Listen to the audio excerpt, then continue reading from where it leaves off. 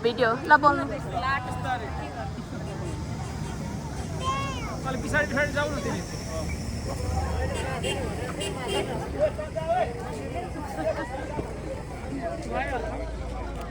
होइन लामो 1 मिनेटको हामी चाहिँ आज कहाँ आइएको छ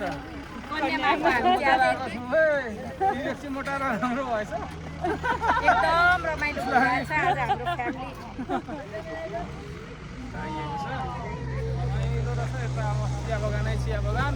यता बाटो यता बाटो यता चिया सकेर चाहिँ कताको जान्छौँ अरे हामी अन्तु आज कति गते हो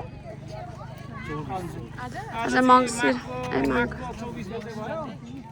अब यहाँबाट अन्तु गएर श्री अन्तु गएर बस्ने प्लान छ ल